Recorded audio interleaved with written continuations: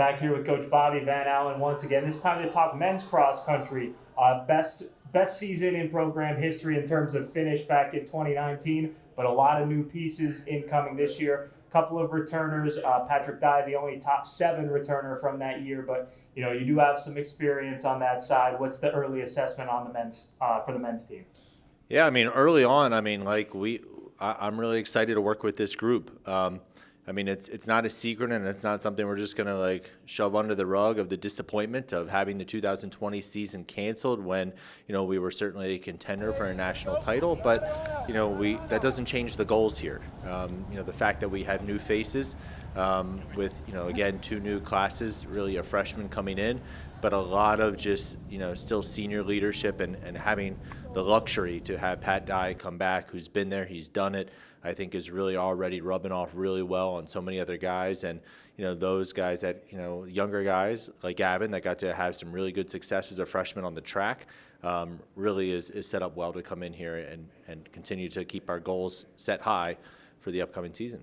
With guys like Gavin and Matt and a couple of the other guys who were able to have successful seasons on the outdoor track and the distance events, how much were you able to kind of use that to kind of build them up to this level with them missing that first cross-country season, especially on Gavin's side?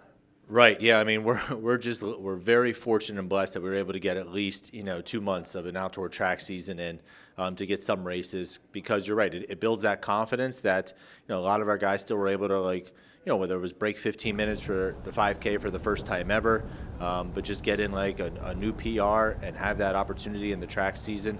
Now we're not talking necessarily really a year and a half or 2 years removed from competing again. It's a couple months back, and I think that's really just set up the right tone that hey, everybody's got to step up for our team goals to continue to stay in place of where they've been.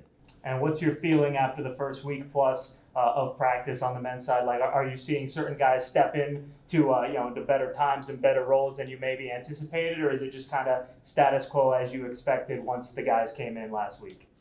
Yeah, I don't think anything is unexpected. The guys put in the work; they always do. These guys have goal meetings throughout the entire year, and they had that even during a COVID-filled shutdown year. So I'm not. Unexpected, stuff like that. These guys have the right culture. They're putting in the right work. I'm very pleasantly surprised of how fit some of these guys look. But I'm not surprised because I think that they came in here knowing that, okay, we got business to do and it's our turn. Because as you said, Pat is the only guy that's been in our top 7. Now we do have one of our grad transfers, Josh, that has been and competed at an NCAA championship before back in 2019. So, excited to be able to have a little more experience up there with Josh, as well, that, the younger guys are just embracing and really working cohesively together to set the right tone. And last question I have for you, you do so much running and traveling on the road in the cross-country season. You get to open up closer to home, having that first meet in Timonium next week. Is that kind of a nice thing for you guys to not have to hop on a bus and get your season started away from home?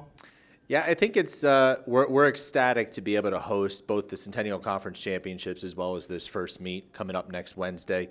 I don't think the amount of time spent on a bus really changes too much. This is never really a far trip for our first meet anyway. But the fact that we get to host and, really on a pretty nice course at the Baltimore Ag Center, coming up, we are certainly very excited about it and ready to kick things off here, in about 5 days. Awesome, Bobby. Thank you so much.